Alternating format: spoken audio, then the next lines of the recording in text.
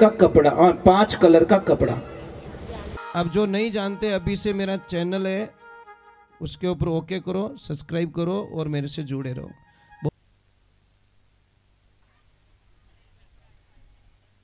जय श्री कृष्णा।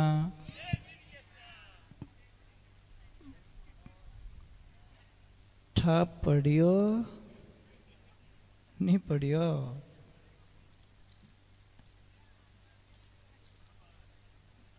जिंदगी कितनी तेजी से जा रही है। कोई भजन में लिखे थारी उम्र भजन जी भी ना जाए, तारी उम्र रेल जीव जाए। जैसे ट्रेन भाग रही ना, ऐसे ऐसे हमारी उम्र भाग रही है। हम सबको पकड़ लेंगे पर उम्र को नहीं पकड़ेंगे। एक बात का ध्यान रखें। चलो ये एक छोटा सा प्रसंग पूरा कर लेते हैं, गुरुजी के पास में पहुंचा देते हैं, फिर आज की गुरु आश्रम पे छोड़ के हम लोग कल प्रवेश करेंगे कथा में। बुआ जी क्या लेके आए हो? देखो कुछ तो लेके आए। ये सबसे बड़ी बात क्या होती है कि हमारा थोड़ा सा विचार अगर बदल जाए, थोड़ा सा अहिंसा हम सीख जाए ना, तो किसी को हम मारेंगे नहीं। कई लोग बोलते हैं कि ये जो मांस वगैरह वगैरह खाते हैं बड़े गंदे लोग होते हैं। मांसाहारी भी इस दुनिया में बनाए भगवान ने, ऐसी बात नहीं है कि नहीं बनाए, मांस खाने वाले भी बनाए।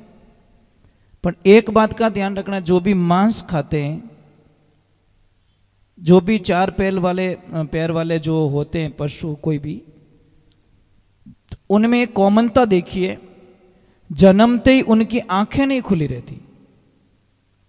बिल्ली मांस खाती, उनके बच्चे की आंख नहीं खुली रहती। कुत्ता मांस खाता है, उनकी आंखें खुली नहीं रहती। सियार ले लो, शेर ले लो, जो भी ले लो, मतलब उनकी लगभग आंख खुली नहीं रहती। दूसरे नंबर, जो भी मांस खाते हैं उनके 4 दांत बड़े होते हैं।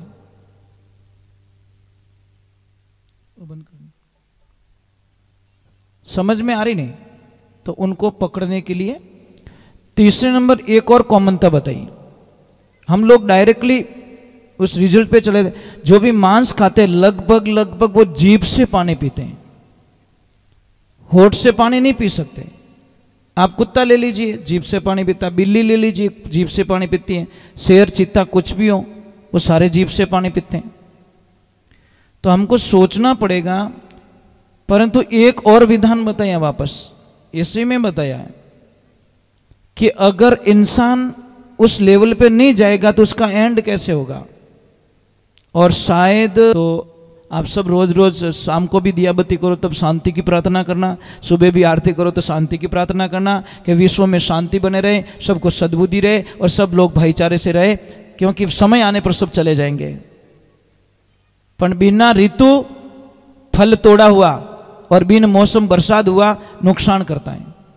बिना मौसम रे माने बरसात रही तो नुकसान हुई, और बिना ऋतु रे माने अगर फल तोड़ोला बिना समय रे माने तो भी वही कोई काम रो नहीं रहेला। तो महाराज भगवान की कृपा हुई, वहाँ पे सबका मिलन हुआ है, मेरे प्रभु का सबके मिलन हुआ, सबको वापस भेज रहे हैं, सब रोते हुए जा रहे हैं। अभी इधर थोड़ा गुरु बिना कुछ भी नहीं हो सकता।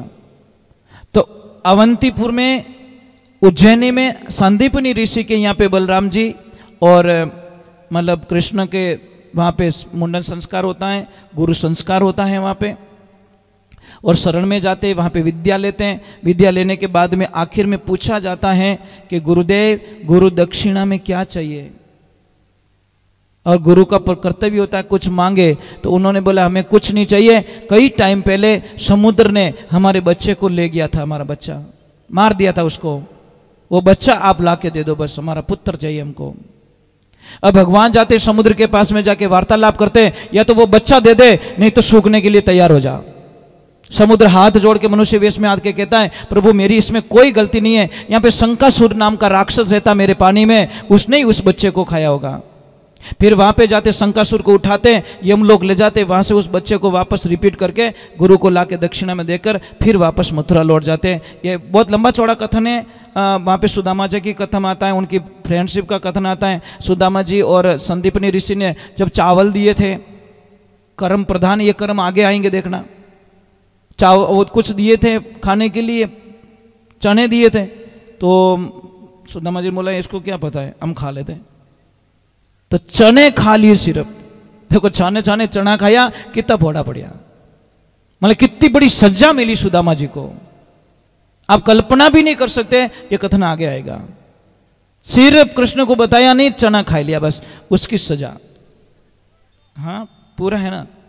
तो चलो फिर आज का विश्राम, भगवान को वापस मथुरा आ गए गुरुधाम में जाके, और 2 दिन और बाकी रहे।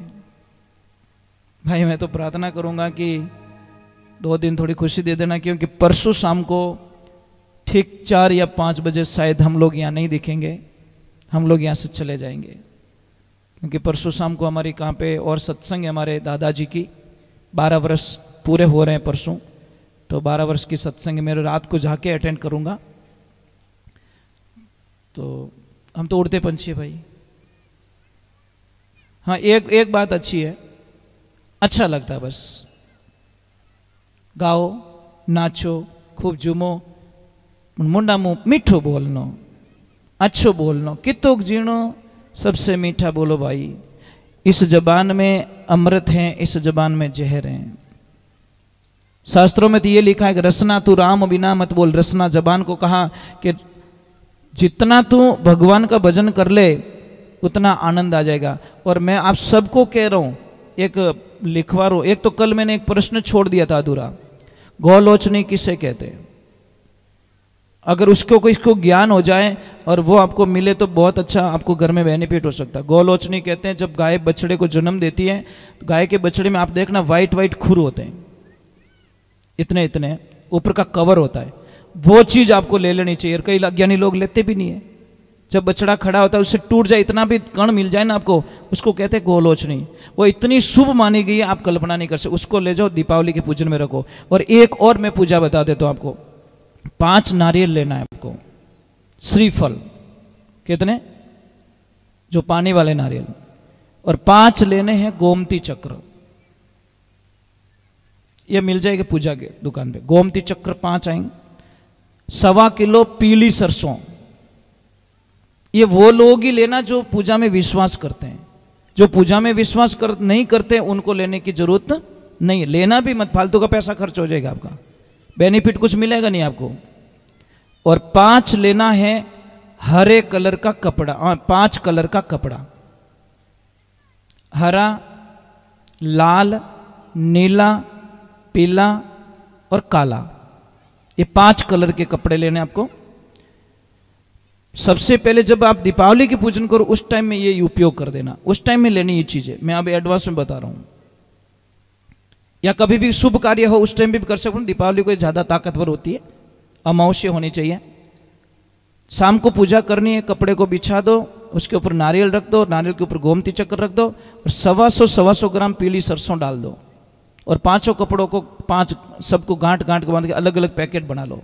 पूजा करके सुबह के टाइम में पूजा में से निर्वित होके वो पहला वाला जो हरा वाला नारियल है वो बांधना आपके घर के पूर्व के कोने में, पूर्व दिशा में।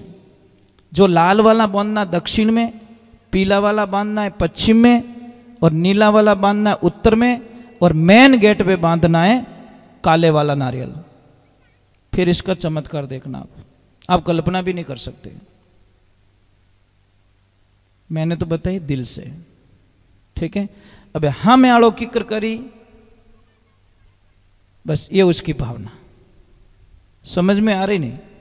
मास्टर जी जब पढ़ाते हैं तो सबको दिल से ही पढ़ाते हैं, पर कोई कोई बच्चा बड़ा ध्यान रखता है, अच्छे नंबर लाता है, और कोई कहे तो रोज ही पढ़ा भी जाए, वाले मार सके रोज थू पढ़ ही है, लास्ट में नंबर कम आना ही है। तो हम तो जो भी बताते हैं, जो हमको अच्छी लगती चीज बता देते हैं, ठीक है। अब सारे लोग खड़े हो जाइए और आनंद लेते। आरती का समय हो चुका है।